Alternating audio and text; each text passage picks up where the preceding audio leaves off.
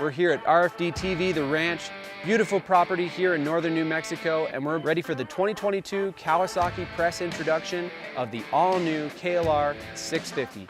Back and better than ever, the riders are about to embark on an adventure that is going to take them over 300 miles. Everything you want in a KLR 650, these riders are going to be exposed to it. We're excited to get started.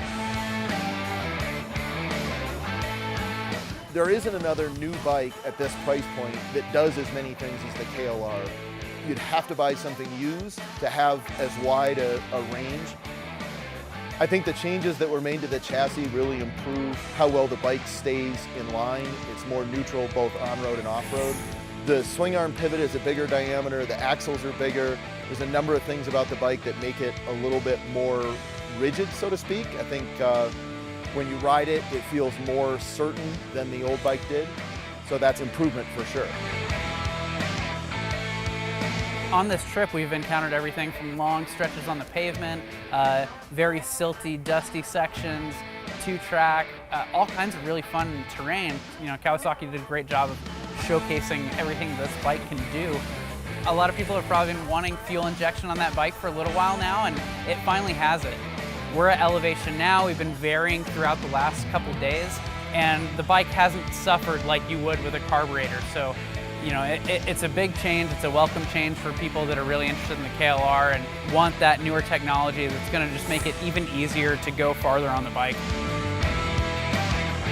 One thing I did really like about the Adventurer is it has ABS. The back brake is not very obtrusive. You hit the brake, you'll get an initial slide like a non-ABS. Just about the time you would take your foot off is about the time the ABS would kick in. When you get the non-ABS, obviously you don't have it in the front. Well, the ABS works so well in the back on the Adventure model that I'm like, I'll take the ABS in the back so I can have the ABS in the front. I was very impressed with it.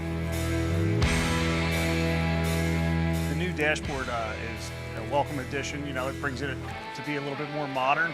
And then the accessory bar that's behind the new windscreen is really nice. I have my cell phone mounted to it and a RAM mount. We've got that USB port right there on the front. Two really nice additions to have. The overall versatility, the Adventure trim level is really nice. To include the skid plate and the LED lights, it just kind of ties that bike together, and you don't really have to get too crazy with the aftermarket world. You can just kind of buy that bike and then go out and start doing things like we just did here in New Mexico.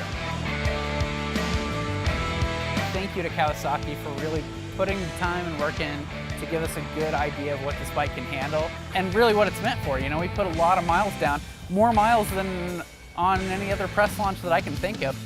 Just again, it showcases how the KLR gives you the ease of riding, and it gives you that opportunity at a great price point. And that's why I think it's been so popular over the years.